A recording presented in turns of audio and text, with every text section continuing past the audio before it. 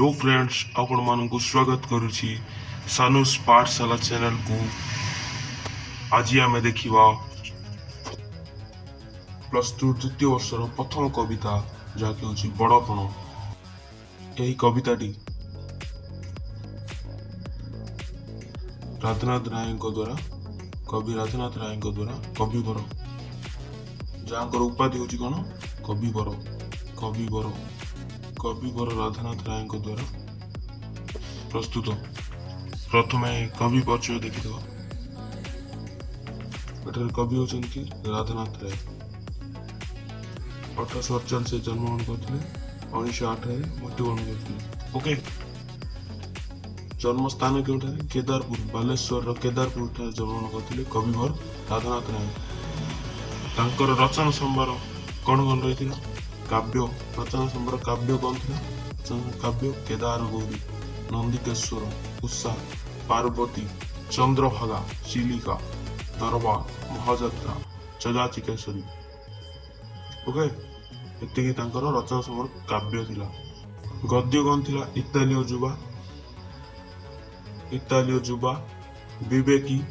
एतद व्यतीत अनेक कविता अनेक रचना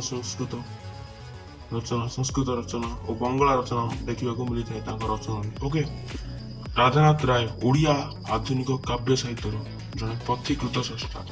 कौन राधानाथ राय ओडिया काव्य साहित्य जड़े कौन पथीकृत स्रष्टा।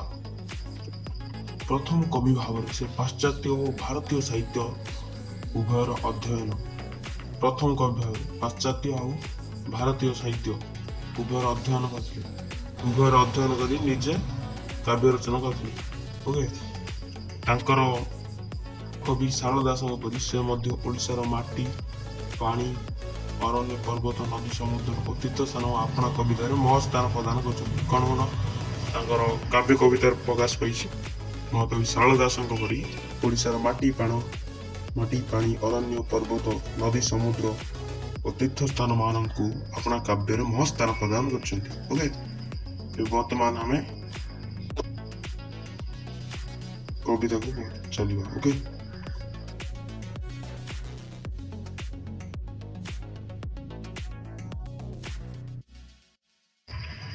कविता कौन हो जहाँकि कवि राधानाथ राय गोटे सभा अनुष्ठित होता बारवाड़ी दुर्गर राजा मानकर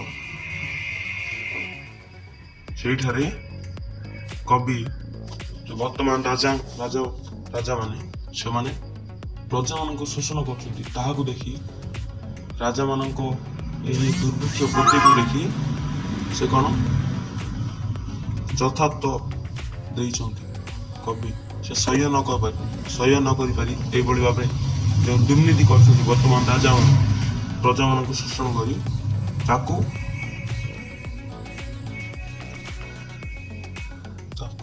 पूरा यथेष्ट कठोर भाषा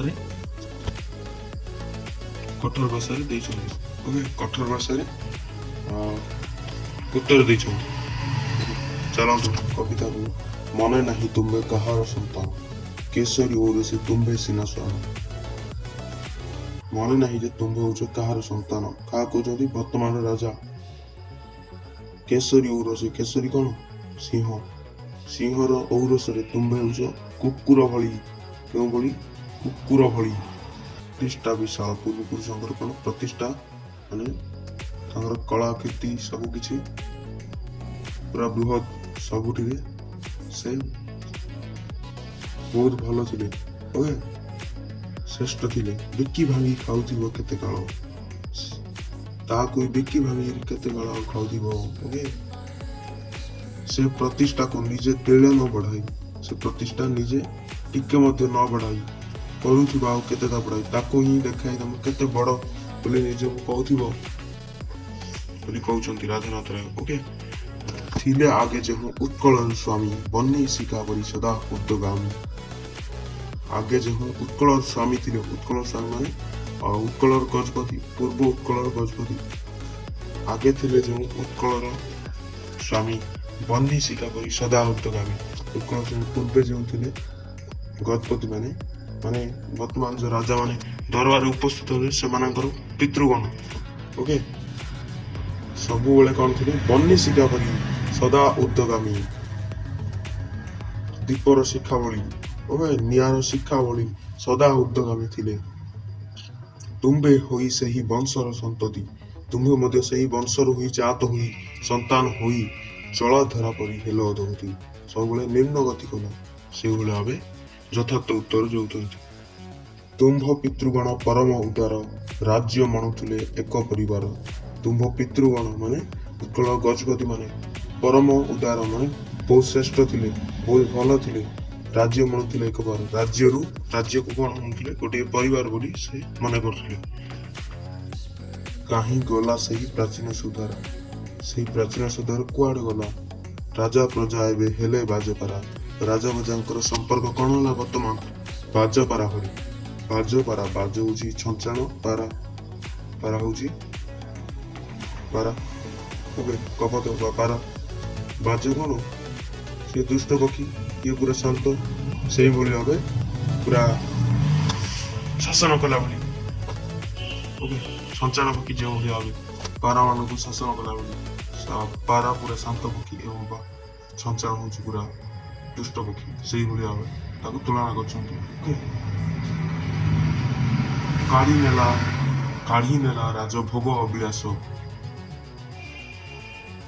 ପ୍ରଜାମୁଖୁ ତାଙ୍କ ଶ୍ରମାର୍ଜିତ ଗ୍ରାସ କାଢି ନେଲା ରାଜଭୋଗ ଅଭିଳାଷ ରାଜଭୋଗର ଅଭିଳାଷକୁ ମାନେ ପ୍ରଜା ମାନଙ୍କର ଯେଉଁ ରାଜଭୋଗ ଅଭିଳାଷ ଥିଲା ରାଜଭୋଗ ଉପରେ ଇଚ୍ଛା ପ୍ରକାଶ କରୁଥିଲେ ସେମାନେ ପାଇବା ପାଇଁ ପ୍ରଜାମୁଖୁ ତାଙ୍କର ସମାର୍ଜିତ ଗ୍ରାସ ସବୁ କିଛି ରାଜା ମାନେ କଣ କଲେ ଶୋଷଣ କରି ନେଇଗଲେ ପ୍ରଜାର ମୁଖରୁ ତାଙ୍କ ଶ୍ରମରୁ ଅର୍ଜିତ ଯାହା ଶ୍ରମରୁ ଅର୍ଜିତ ତାହାକୁ ମଧ୍ୟ ସେମାନେ ଗ୍ରାସ କରିଗଲେ ଖାଇ ପକାଇଲେ ମାନେ ଶୋଷଣ କରି ନେଇଗଲେ ରାଜା ମାନେ ପ୍ରଜା ମାନଙ୍କର ଧନକୁ ସମାର୍ଜିତ ଧନକୁ ମଧ୍ୟ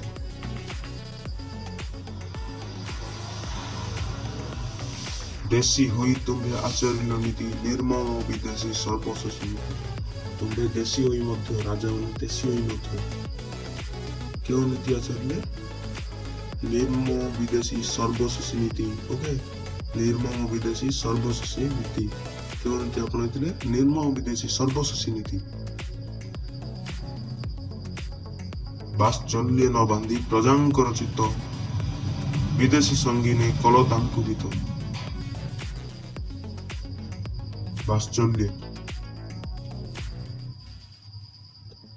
ବାତ୍ସଲ୍ୟ ମାନେ କଣ ନିଜ ମାନେ ପୁତ୍ର କନ୍ୟା ସ୍ନେହ ଭଳି ନ ବାନ୍ଧି ପ୍ରଜାଙ୍କୁ ତମ ପୁତ୍ର କନ୍ୟା ଭଳି ସ୍ନେହ ନ ଦେଇ ବିଦେଶୀ ସଙ୍ଗୀନ କଲ ତାଙ୍କୁ ବିଦେଶୀ ସଙ୍ଗୀନ ମାନେ ହଉଛି ଏଠାରେ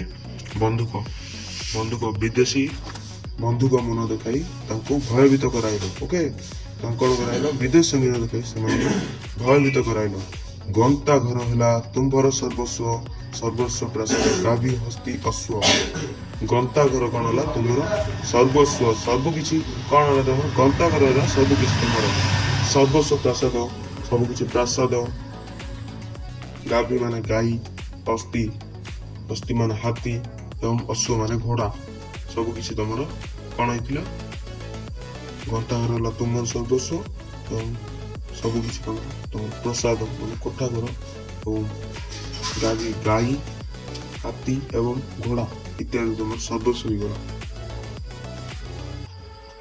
ରାଜଧର୍ମ କଣ ହେଲା ରାଜଧର୍ମ ହେଲା ପ୍ରଜାତନକୁ ବୁହିବା ହେଲା ରାଜଧର୍ମ ମନ୍ତ୍ରୀ ହେଲେ ଖଳ କଣ୍ଟ କାନ କୁହା ରାଜଧର୍ମ କଣ ହେଇଥିଲା ରାଜଧର୍ମ ହେଇଥିଲା ପ୍ରଜାଧନ ବୁହା ମନ୍ତ୍ରୀ ହେଲେ ଖଳ କଣ୍ଠ କାନ କୁହା ଖଳ ମାନେ ଦୁଷ୍ଟ ପ୍ରକୃତିର ଖଣ୍ଟ ମାନେ ସେଇଭଳିଆ ଚୋରି ଭଳି ଏବଂ କାନ କୁହା ମାନେ କାନ କୁହା ଫୁସଫୁସିଆ କଥା ହେଲା ସେଇଭଳି ଭାବେ ଓକେ ତଣ୍ଡି ଦୁଃଖୀ ରଙ୍କ ଅରକ୍ଷିତ ରାମ ତଣ୍ଡି ମାନେ ଶୋଷଣ କରି ଦୁଃଖୀ ମାନଙ୍କୁ ରଙ୍କ ମାନଙ୍କୁ ଅରକ୍ଷିତ ମାନଙ୍କୁ ଯାହାର କେହି ନାହିଁ ଖଣ୍ଡ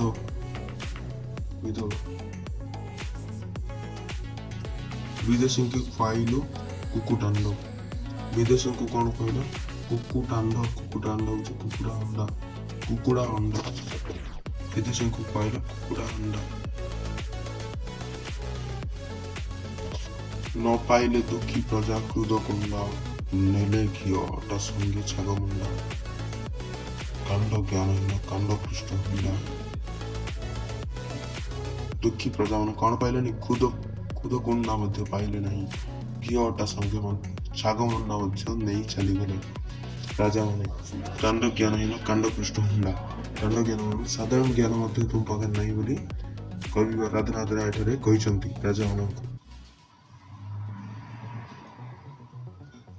ଅଭିଷ୍ଟ ଦେବତାକୁ କଲ ଲୋଭ ପ୍ରେତ। ଅଭିଷ୍ଟ ଦେବତାକୁ କଲ ଲୋଭ ପ୍ରେତ। ଇଷ୍ଟ ଦେବତାକୁ ନଚେତିଲ ଖାଇ ବିପଦର ବେତ।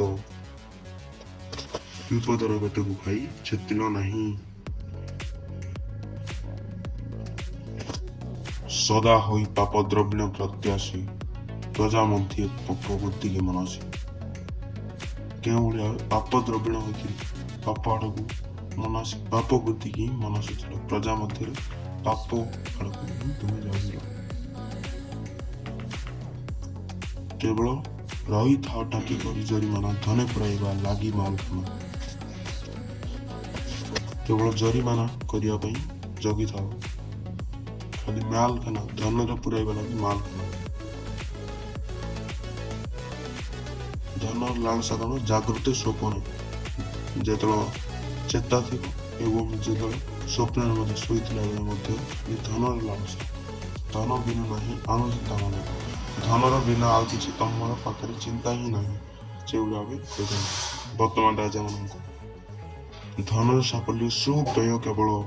ଧନର ସାଫଲ୍ୟ କେଉଁଠାରେ ମିଳିବ? ଯେତେବେଳେ ସୁବ୍ୟୟ ହେଇପାରିବ, ଠିକ ଭାବରେ ଅର୍ଥ ବ୍ୟୟ ହେଇପାରିବ, ଖର୍ଚ୍ଚ ହେଇପାରିବ। ଯକ୍ଷ ପ୍ରାୟ ତାକୁ ଜଗି କେଉଁ ଫଳ। ଯକ୍ଷ ଭଳି ଜଗୁଜ ମାନେ ଯକ୍ଷ ଭଳି ଜଗିଲେ ତାକୁ କେଉଁ ଫଳ।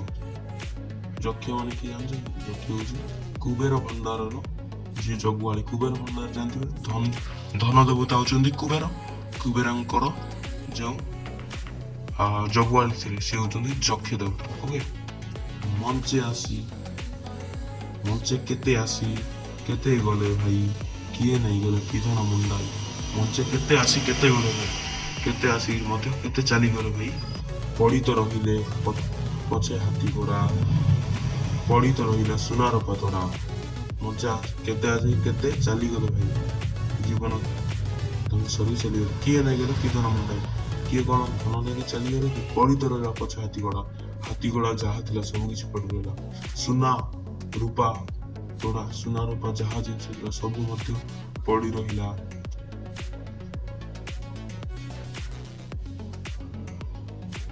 ପଡ଼ିତ ରହିଲା ରତନ ଭାସ୍ୱର କୁବେର ଭଣ୍ଡାର ସମଭଣ୍ଡାର। ପଡ଼ି ରହିଲା କଣ? ରତ୍ନ ଭାସ୍ୱର ମାନେ ହଉଛି ରତ୍ନ। ଓକେ, ରତ୍ନ ଭଣ୍ଡାର ସବୁ କିଛି ପଡ଼ି ରହିଲା। କୁବେର ଭଣ୍ଡାର ସମଗନ୍ତାଘର, କୁବେର ଭଣ୍ଡାର ସହିତ ସମାନ ଗନ୍ତାଘର ମଧ୍ୟ ପଡ଼ି ରହିଲା। ଚିଣିବାକୁ ଆଉ ନାହିଁ ଧରାଖଣ୍ଡ ବୋଲି କଲେ ଯେଉଁ ଅସୁସିକ୍ତ ଗଣ୍ଡ।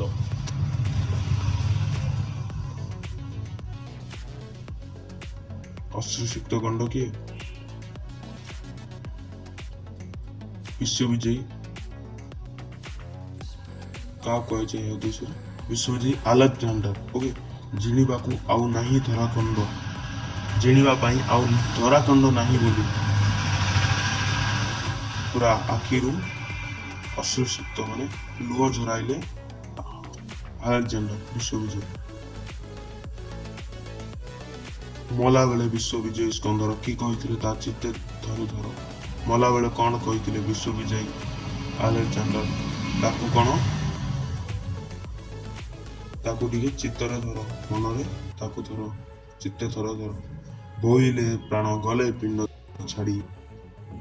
ଏ ପ୍ରାଣ କଣ? ପିଣ୍ଡ ଛାଡ଼ିଗଲେ ମାନେ ମୋର ପ୍ରାଣ ଛାଡ଼ିଗଲେ, ଶରୀର ଛାଡ଼ି, ମୋର ଜୀବନ ଚାଲିଗଲେ ଏହି ଶରୀର ଛାଡ଼ି। ନେବ ଯେବେ ମତେ କୋକେଇରେ କାଢ଼ି, ଯେତେବେଳେ ମତେ କୋକେଇରେ କାଢ଼ିକି ନେବ, ମତେ ନେଇଥିବ ତହିଁ ଦେଇଥିବ ତହିଁ ମଶବ ଶୁଆଇ। ମଶବକୁ ଶୁଆଇ ଦେଇଥିବ ସେଇ କୋକେଇରେ। କଣ ହଉଥିବ? ବେନି ପାଶେ ବେନି କରକୁ ଝୁଲାଇ। ବେନି ପାଶେ ବେନି କରକୁ ଝୁଲାଇ।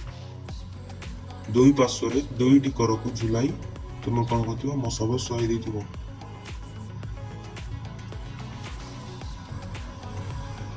ଯାହା ଦେଖି ଜାଣିବେ ଜଗତେ ସମସ୍ତେ ଆସିଥିଲି ଫେରିଗଲି ଶୂନ୍ୟ ହସ୍ତେ। ଯାହା ଦେଖି ଜାଣିବେ ସମସ୍ତେ ଜଗତରେ କ'ଣ ସମସ୍ତେ ଜାଣିବେ ଆସିଥିଲି ଯେଉଁଭଳି ଆସିଥିଲି ଫେରିଗଲି ଆସିଥିଲି ଯେଉଁଭଳି ଶୂନ୍ୟ ହସ୍ତେ ସେଇଭଳି ଫେରିଗଲି ଶୂନ୍ୟ ହସ୍ତରେ ବୋଲି ସମସ୍ତେ ଜଗତେ ଜାଣିବେ। ଏହି ମହାବାକ୍ୟ ମନେ ମନେ ହେଜି ସତ୍ୱ ଗୁଣ ଭଜ ଲୋଭ ମଦ ତେଜି। ଏହି ମହାବାକ୍ୟ କ'ଣ ମନେ ମନେ ହେଜି ମନେ ମନେ ଏହାକୁ ହିଁ ମନେ ପକାଇ ସତ୍ୱ ଗୁଣ ଲୋଭ ଭଲ ଗୁଣ ଲୋଭ ସତ୍ୱ ଗୁଣ ଲୋଭ ଲୋଭ ମଦ ତେଜି ଲୋଭ ମଦ ଛାଡ଼ିକି ସତ୍ୱ ଗୁଣ ଲୋଭ ବୋଲି କବି ନିର୍ଦ୍ଦେଶ ଦେଇଛନ୍ତି। ବହୁତ ସମୟ ହେଲାଣି 19 ମିନିଟ୍ ହେଇଗଲାଣି ଭିଡ଼ିଓଟି ଅଧିକ ସମୟ ନେବା ପାଇଁ ଚାହୁଁନି ଆପଣଙ୍କର ଏତିକ ରିଭାଇଜ୍ କରନ୍ତୁ ପୁଣି ଅନ୍ୟ ଏକ ଭିଡ଼ିଓରେ ସମ୍ପୂର୍ଣ୍ଣ ଗୀତଟିକୁ ଶେଷ କରିଦେବା ଅନ୍ୟ ଏକ ଭିଡ଼ିଓରେ। ଭିଡ଼ିଓଟିକୁ ଲାଇକ୍ କରିଦିଅନ୍ତୁ ଆପଣ ସାଙ୍ଗମାନଙ୍କୁ ଯେଉଁମାନେ ନୂଆ ଦେଖୁଛନ୍ତି ସମସ୍ତଙ୍କ ପାଖକୁ ସେୟାର କରନ୍ତୁ। ଯାହା ବି ଡାଉଟ୍ ହେଉଛି ମୋତେ କମେଣ୍ଟ କରି ଜଣାଇବେ ଓକେ କମେଣ୍ଟ କରନ୍ତୁ ନିଶ୍ଚୟ ମୁଁ ଉତ୍ତର ଦେବି ଆପଣଙ୍କୁ ଓକେ।